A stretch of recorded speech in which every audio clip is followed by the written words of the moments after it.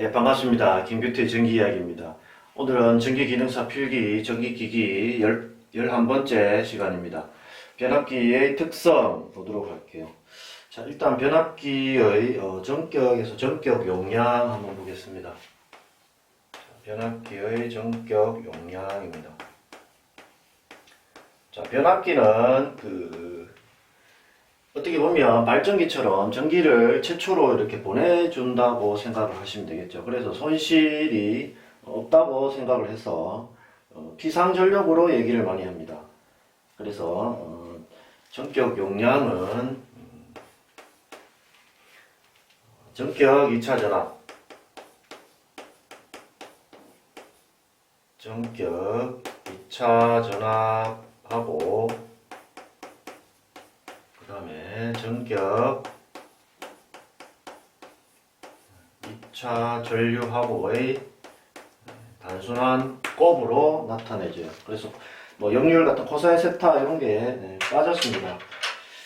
그래서 전격 용량은 단위가 볼트 암페어가 되겠죠. 볼트 암페어가 되고 2차 전압 2N, 전격 할 때 전격이 바로 N으로 생각을 하시면 돼요. 그 다음 2차 전격 2차 전류는 I2N 이렇게 하시면 됩니다. 중요한 것은 전격 용량은 볼트 암페어, 즉 보다 피상전력이다 라는 거 기억을 하시면 되겠습니다. 그러면 전격 1차 전압은 어떻게 되느냐? 전격 1차 전압은 어떻게 될까요? 전압은 1차 전압과 2차 전압 사이에 권수비 A가 들어있죠. A는 V2분의 V1 이렇게 되어 있죠. 그래서 1차 전압을 구하려면 이렇게 하면 얘 둘이 곱하면 되죠. 그래서 권수비 곱하기 전격 2차 전압 이렇게 해주시면 되겠습니다. 자, 기호로 쓰면은 V1N은 권수비 A 곱하기 V2N 이렇게 되겠죠. 예. 자, 그 다음에 변압기 손실 볼게요. 자, 앞쪽에서도 손실은 여러 번 했지만 한 번 더 간단하게 살펴보도록 하겠습니다. 자, 손실은 부하손과 무부하손이 있습니다.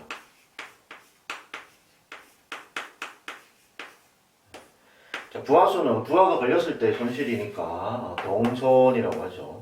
동손, 저항손, 동이 구리니까 또 뭐 구리손 이렇게도 얘기를 하고요. 그 다음 무부하손은 부하가 안 걸렸을 때의 손실입니다. 그래서 얘는 기계손과 철손이 있습니다.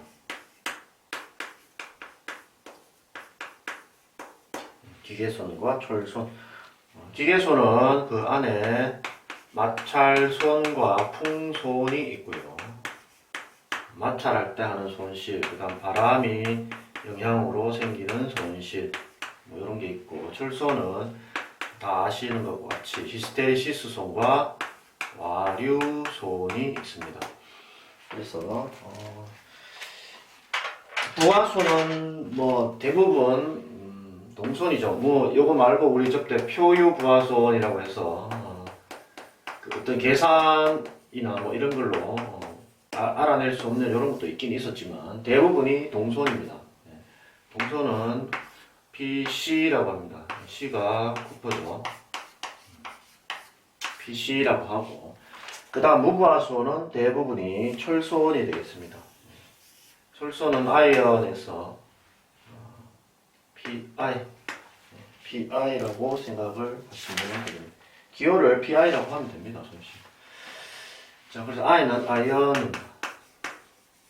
자, 이렇게 한번 봤고요. 그래서 부하손은 대부분 동손이기 때문에 얘는 단락시험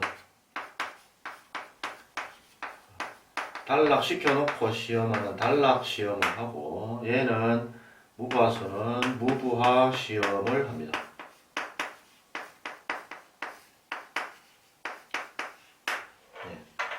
요 정도 보시면 되겠고, 그 다음 히스테리시스 손은 철손 중에서 거의 80% 이상 대부분을 또 철손 안에서도 히스테리시스 손이 많이 차지합니다. 히스테리시스 손은 아시다시피 철심을 자화하는데 필요한 그 어떤 에너지 때문에 생기는 손실입니다. 자, 그래서 다시 한번 적어볼게요.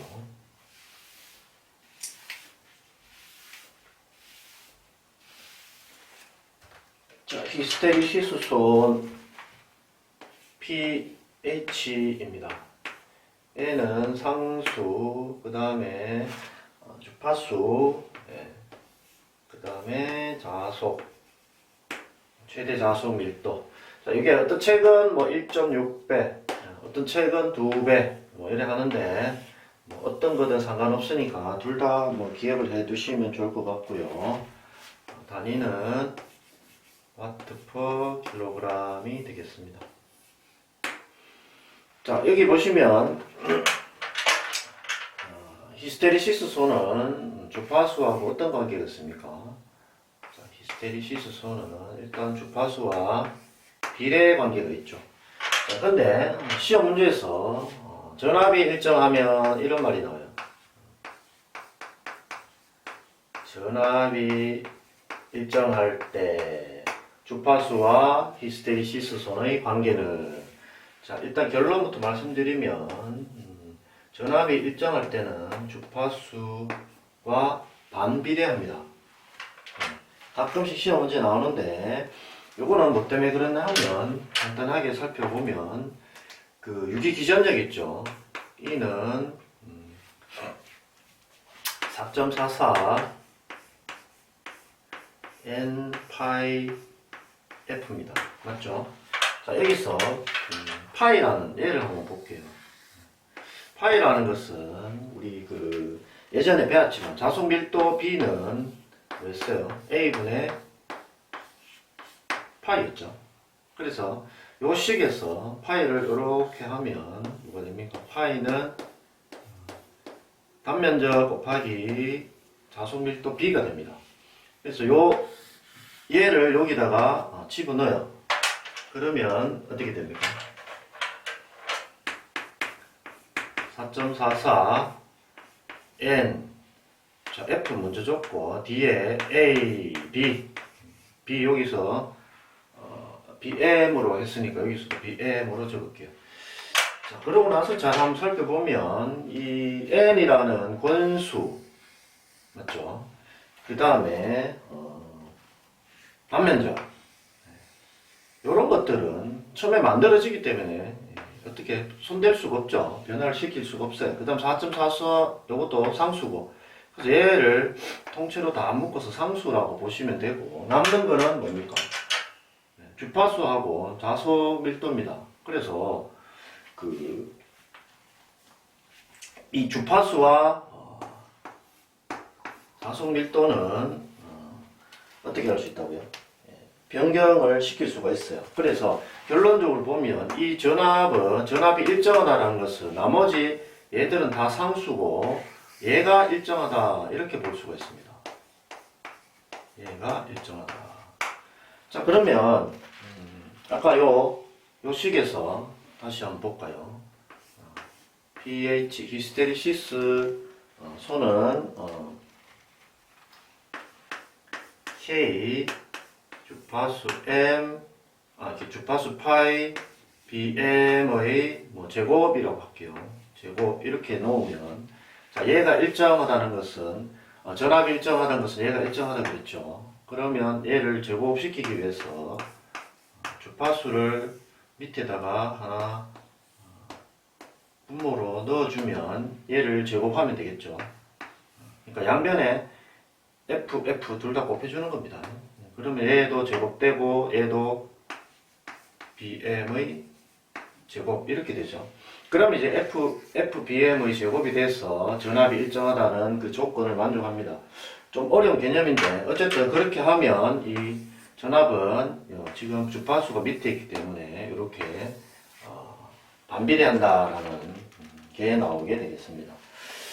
그래서 요거는 조금 어려운데 요거까지 유도하는 거는 아실 필요 없고 결론적으로 히스테리시스소는 주파수에 비례를 하는데 전압이 일정하고 어쩌고저쩌고 이렇게 나오면 반비례한다는 거 그것만 여러분들은 기억을 하시면 되겠습니다. 예. 그 다음에 히스테리시스손을 봤으니까 이제 와류손을 봐야 되겠죠. 와류손. 자, 와류손은 PE라고 표현을 합니다. PE. 그래서 와류손도 마찬가지 상수 K가 있고요. 얘는 특별하게 이 두께 T가 있습니다. 우리 보통 T는 시간을 나타내는데 여기서는 두께를 T로 표현을 하고요. 그 다음 주파수가 있고 그 다음 자속이 있고 제곱 이렇게 되거든요. 그래서 와류손은 다른 거는 신경 쓰실 필요 없고 요거 얘를 두께라고 합니다. 두께. 그러니까 성층하는 이유도 철심을 두께를 얇게 하고 그런 거죠. 그래서 얘는 두께의 제곱에 비례한다라는 거. 자, 다시 와류손에서는 다른 것들은 그렇고 두께의 제곱에 같다가 아니고요. 비례한다라는 거. 이것만 좀 잘 기억하시면 될 것 같습니다. 예. 자, 그 다음에 좀 전에 봤던 히스테리시스손을 그 그래프로 곡선으로 한번 그려보도록 하겠습니다. 이것도 시험 문제 잘 나오는 거니까 잘 보세요.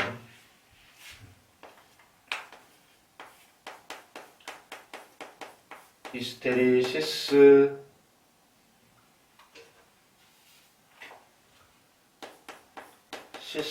곡선입니다. 자, 이렇게 X축, Y축. 자, 얘를 횡축, 얘를 종축이라고 봤을 때 종축의 단위는 자속 밀도이고요. 횡축은 자기장의 세기 H가 됩니다. 자기장의 적어드릴게요. 자속 밀도. 횡축은 자기장의 세기. 한자로 하면 자계 강도가 되겠죠. 자, 시험 문제에서 요거 잘 묻습니다. 횡축은 뭐냐, 종축은 뭐냐. 자, 일단 0에서 출발해서 자화가 되는 걸 보면 이런 식으로 자화가 돼요. 여기까지 만약에 했다면 그 다음 오프 시키면 다시 원위치대로 이렇게 내려가면 참 좋을 건데 얘가 이렇게 내려가고 여기 좀 걸립니다. 이런 식으로 이렇게 내려가요. 그러다가 다시 온 시키면 이렇게 이런 식으로 약간 바나나 모양으로 이런 식으로 합니다. 그래서 그러면 여기 원래 오프하면 여기 0으로 와야 되는데 여기로 왔죠. 그럼 여기까지가 뭐냐 이거예요. 그리고 요 점을 보통 BR이라고 하고 뭐라고 하냐면 잔류자기다 합니다. 자기가 나와 있다는 거죠. 여기서까지 잔류자기. 자, 이것도 중요합니다. 그 다음 여기서도 마찬가지예요. 0이 안 되고 마이너스로 쭉 떨어졌죠. 그러면 여기가 이만큼 자기력이 좀 모자라죠. 그래서 얘를 보자력이라고 합니다. 얘는 H로 많이 HC로 많이 적습니다. 보자력. 어쨌든 이 기호 중요한 게 아니라 얘는 잔류자기, 얘는 보자력. 그 다음 종축은 자속밀도, 횡축은 자기강로 내지는 자기장의 세기. 이거를 잘 아시면 되겠고, 그러면 결국은 이 면적은 뭐예요? 히스테리시스 손실이 되겠습니다. 손실에 해당하는 값이 되겠어요. 자, 그 다음 마지막으로 변압기 효율을 보겠습니다. 자, 변압기 효율은 첫 번째로 규약 효율이 있죠.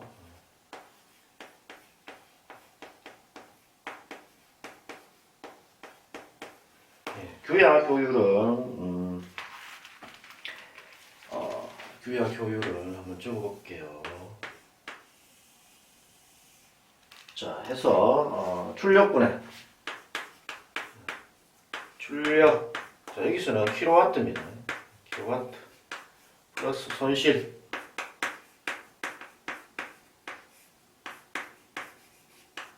분해 출력.